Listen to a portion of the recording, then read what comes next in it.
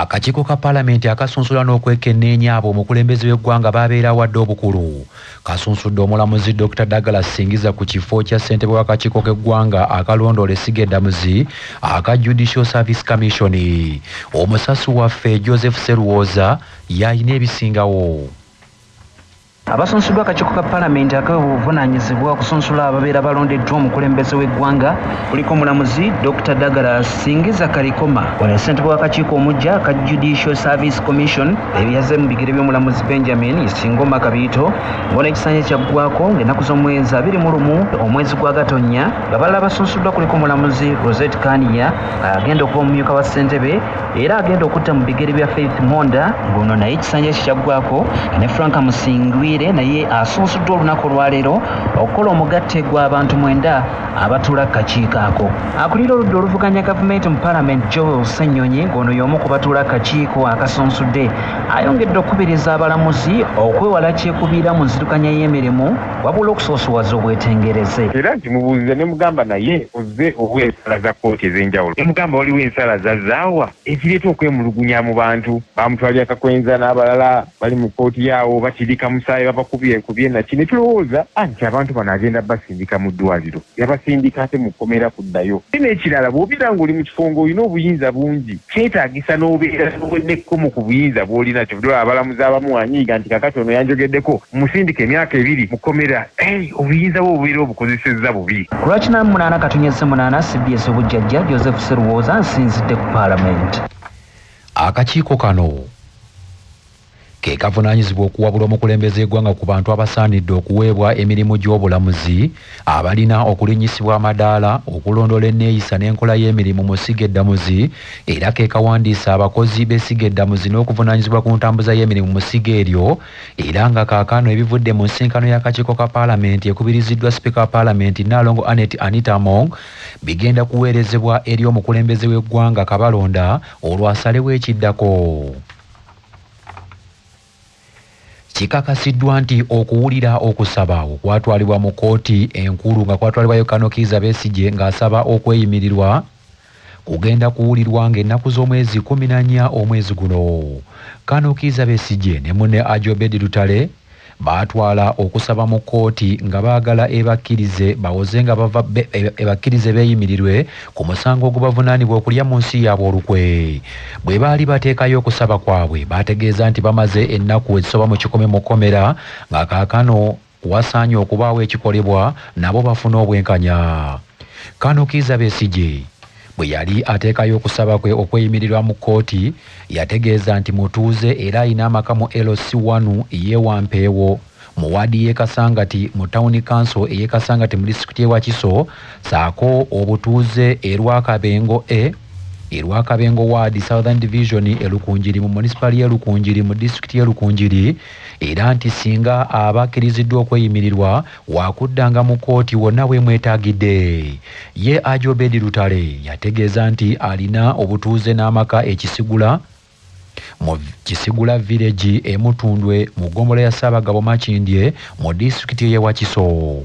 Kano Kizza Besigye ne Ajobedi Lutale mu kusaba kwabwe kwe baateekayo baategeeza nti balina abantu abayinza okubeeyimirira ab'obuvunaanyizibwa era nti singa kkooti ebebakkiriza okweyimirirwa abantu abo baakubatwalayo.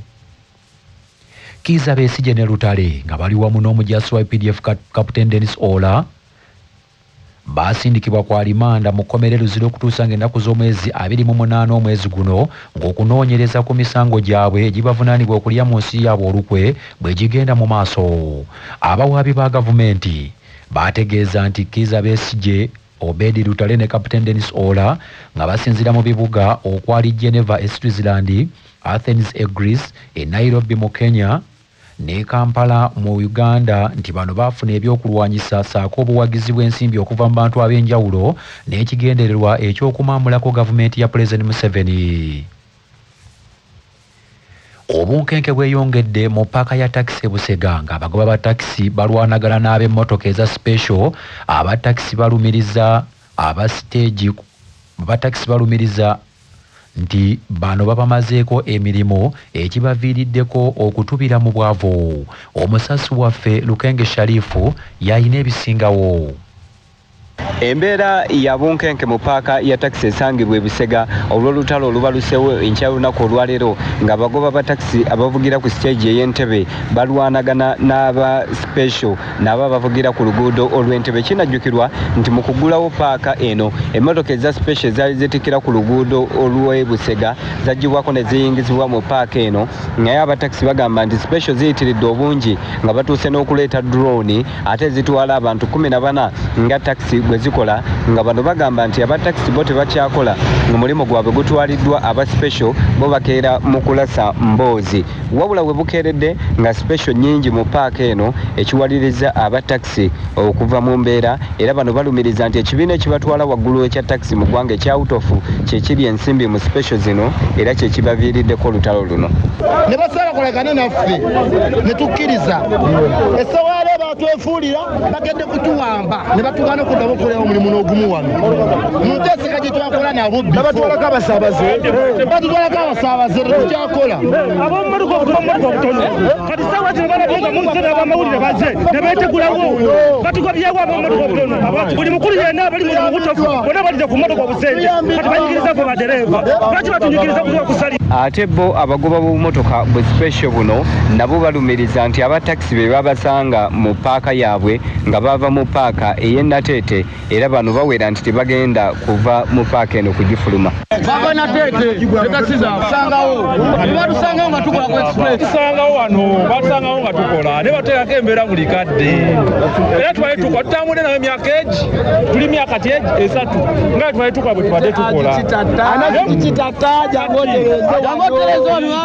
mu kiseera kino emirimu gisanyaladde mu paaka eno ng'aba taxi bakyalemeddeko bagamba nti special zifulume paaka yaabwe ate n'aba special bagamba tebalina gye balaga. Era tukitegeddeko nti abakulembeze bayise olukuŋŋaana olw'amangu bagonjoole ekizibu kino nga tewannabaawo kuyiwa musaayi. Ku lwa 88 akatanjaze 8 y'obujjajja lwasa mayinja semunabudduluke manya obubona obuddo obw'eddembe lyo tonyigirizibwa ddembe lyo ery'obwebange ddembe lyakyusibwako baluswata property consultants batunda ettaka ku nguudo zonna eziyingira n'okufuluma ekibuga va mu by'ettaka lyakulukuta ennyumba ya kyama basange ku ofiisi yaabwe ekyengera opposite Orange City essimu 0704 80 1905. Abalonzi balina eddembe okuggyayo omubaka mu paalamenti singa alemererwa okubakiikirira obulungi nga munnamateeka Kasimu Ssekalema bw'annyonnyola. Alina obuzibu n'obulamu bwe obutamusobosa kubeera nga atuukiriza bulungi obuvunaanyizibwa bwe ng'omubaka wa paalamenti oba nti yeeyisa mu ngeri eweebula ekitiibwa ky'omubaka wa paalamenti okugeza ayinza okubeera omutamivu waddanga agwa ne ku kkubo oba singa abalonzi bakizuula nti omuntu gwe basindika mu paalamenti okubakiikirira ebyokubakiikirira si byaliko okuba bamusindika takomanga okubabuulira byabasakidde kuva mu paalamenti ne gavumenti okutwaliza awamu oba wadde okudda okubeebuuzaako ku biteeso byabalina okutwala mu paalamenti bawandiika okwemulugunya kwabwe oba petition ne bagiweereza eri sipiika wa paalamenti nga bagitaddeko emikono gya waakiri abalonzi bitundu 2 abeewandiisa okubeera nga balonda mu constituency eyo nga bategeeza sipiika nti basaba abeere nga agoba omubaka waabwe okulekerawo okubakiikirira mu paalamenti. Era sipiika waafuna okwemulugunya kw'abalonzi abo kimukakatako mu nnaku 7 okutegeeza kakiiko k'ebyokulonda nti abalonzi b'omu constituency gundi beemulugunya ku mubaka abakiikirira era akakiiko k'ebyokulonda kaba kalina okunoonyereza mu bwangu obw'ekika ekya waggulu ensonga ezoogerwako mu petition y'abalonzi abo ne kamala ne kabuulira oba ne kawa ripooti eri sipiika wa paalamenti. Olwo ensonga ezo ezizo nga zirimu eggumba sipiika n'ayisa ekiteeso eri paalamenti ekibeera nga kigoba omubaka oyo okulekerawo okukiikirira abantu ba mu constituency yamusindika mu paalamenti. Entiisa ebuutikidde abatuuze ku kyalo Katende mu Bugembe mu kibuga Jinja. Omusajja Ssemaka ategerekese eri ayisabirye bw'ateekedde ennyumba ye omuliro n'atta mukyala we Mirembe Joan n'omwana w'emyezi 9 oluvannyuma naye ne yetta. Abatuuze nga bakulembeddwamu n'abakyala w'ekyalo Namiro Fauzia ne Landlord Muhammad Kisambira bategeezezza nti abafumbo abo baludde nga bafuna obutakkaanya nti era kumpi Yisaabirye bwe lwabadde akomawo ekiro nga batandikirawo okuyombagana.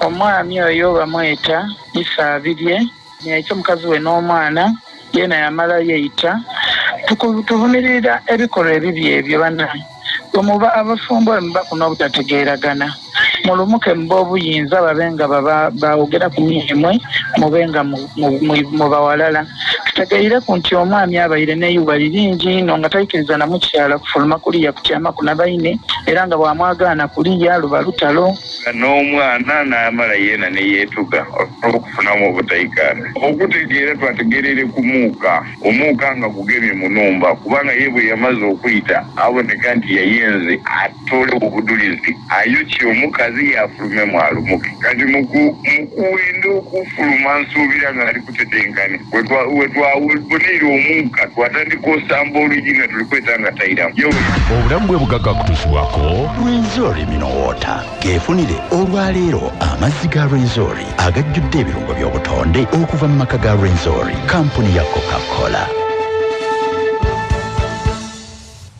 Dr. Samuel Kalibala alabula ku buwuka obuviirako omuntu okufuna UTI. UTI eno oluusi abakyala era olwawokumanya neyingira mu kawago ogenda okulanga omukyala bw'ofuka amazzi gakubalagala oba gakwokya nnyo oba gawunya ate ng'ofukira kumukumu ate oluusi kakatanye ng'olumwana mundira obuwuka bwambuka mu lusekese lutuuka mu nsigo awo tabbo ebezzi ate oluusi bweyingira omusaayi ng'ofuna omusujja abantu balowooza tulina malaria ekifo kyetukola tulina okugjako omusulo ne bakola kye bayita urinalysis bakebera obuseera obw'amasira bayita pasi kasabo baamu abatukakasa nti naye tyayi amawulire g'ebyemizannyo mu mawulire gaffe agakya Basafama gakutuusibwako Sedika Real Estate abatunda n'okugula ettaka ku nguudo ez'enjawulo mu Uganda yonna basangibwa ku Galuleba Building ewa Kiso essimu noti 7 noti 2 339 377 nga bali wamu ne Light High School esseguku Katale abeegulidde erinnya mu kuyisiza waggulu abaana mu Arts ne Sciences lyate ne boarding ery'abawala n'abalenzi. Obululu bw'empaka za Stanbic Uganda Cup obw'omutendera ogwa ttiimu 16 bukwatiddwa olwaleero era bannantameggwa b'empaka ezaasembayo abakitala akalulu kabasudde ku kirabu ya Gaddafi. Obululu buno bukwatiddwa ku kitebe kya FUFA Emmengo mu Kampala era eyaliko omukwasi wa ggola Uganda Cranes Ibrahim Mugisha yakulembeddemu omukolo ogw'okukwata obululu buno. KCCA egenda kuzanya ne Rwenzori Lions, Lugazi egenda kutunka ne Village Salongo, Kaalo Kalungi yakuzanya ne UPDF ne kilabu endala zigenda kutunka nga Vipers egenda kuzanya ne Blacks Power, Maroons ejja kuzanya ne Police ate nga Bulu egenda kwambalagana ne Toto FC. Emipiira gino gigenda kuzanyibwa wakati wa 17 nenga 21 omwezi guno ogwokusatu. Omuwanguzi w'empaka zino yakiikirira Uganda mu mpaka eza CAF Confederations Cup. KCCN Express FC ze tiimu ezikyasinze okuwangula ekikopo kino emirundi emingi nga buli tiimu yakakiwangula emirundi 10 ate Village Salongo ekikopo kya Uganda Cup yakakiwangula enfunda 9. amawulire okuva ebweru w'eggwanga gakutuusibwako Kajansi Progressive Secondary School eweza Kajansi mailo 7 ku Lwentebe essimu noti 7 noti 6 emu 6 emu emu 6 nga bali wamu ne Mchad Industries abakukolera Mchad Black Tea amajani kawoomera ne Mchad Mchuzi Mix akanzaali akazitoyenva bisange mu maduuka gonna essimu noti 75 noti 668 481. Police Philippines ekutte yaliko omukulembeze w'eggwanga eryo Rodrigo Duterte oluvannyuma lw'ekiragiro ekya kkooti y'ensi yonna ekyamuyisibwako ng'ono bamulumiriza nti yatyoboola n'okutta abantu abawera naddala bwe yali ng'akwata abantu abatambuza enjaga mu ggwanga eryo. Rodrigo Duterte ow'emyaka 79 atwaliddwa mu kaduukulu ka poliisi oluvannyuma ng'ono akwatiddwa nga kyejjatuke ku kisaawe e Manila ng'abadde ava Hong Kong. Wabula ono oluvannyuma lw'okukwatibwa talaze oba ayinza okwetonda oba okwekuba mu kifuba alaze nga muvumu era ono yeebuuziza ekimukwasizza wabula nga teri amwanukula. Ono avunaanibwa okutulugunya abantu okubatta n'okulinyirira eddembe lyabwe bwe yali yeerimbika mu kulwanyisa abakwata mmundu n'abatunzi b'enjaga nga kigambibwa nti abantu abawerako mu ggwanga eryo battibwa n'abamu nga baasigala n'ebiwundu eby'amaanyi. Wabula omwogezi wa Duterte Salvador Penelo avumiridde nnyo ekyokukwata mukama we agambye nti kimenya mateeka nti ng'ate kijjidde ne mu kiseera nga Philippines yava dda mu kkooti y'ensi yonna nga yakikola mu mwaka 2019. Banafi amawulire ag'essaawa eno kangamalirize mbufunze. Akakiiko ka Paalamenti akasunsula n'okwekenneenya abo omukulembeze w'eggwanga babeera awadde obukulu kasunsudde omulamuzi Dr. Douglas Singiza ku kifo kya ssentebe w'akakiiko k'eggwanga akalondoola essiga eddamu za ka Judicial Service Commission era nga ebivudde mu nsisinkano eyo ekubiriziddwa Sipiika wa Paalamenti Anita Mongo kaakano bigenda kuweerezebwa eri omukulembeze w'eggwanga eyalonda abasunsuddwa asalewo ekiddako. Kikakasiddwa nti okuwulira okusaba kwa Kanokiza Besigye ne Munaaji Obedi Lutale kwe baatwala mu kkooti nga baagala ebakkirize okweyimirirwa kugenda kuwulirwa ng'ennaku z'omwezi 14 omwezi guno nga bano bavunaanibwa omusango ogw'okulya mu nsi yaabwe olukwe. Obunkenke bweyongedde mu taxi paaka e Busega. Abagoba ba taxi be balwanaganye n'ab'obumotoka obumanyiddwa nga special nga buli omu alumiriza munno okumutwalako omulimu. Entiisa ebuutikidde abatuuze ku kyalo Katende Bugwembe mu kibuga Jinja. Omusajja Semaka ategeerekese nga Isaabirye bw'ateekedde ennyumba ye omuliro n'atta mukyala we Mirembe Joan n'omwana ow'emyezi 9 oluvannyuma ne Isaabirye ne yetta. Bannaffe ge gabadde amawulire ag'essaawa eno tova ku CBS FM tukyakuweereza agundegunde omuterega.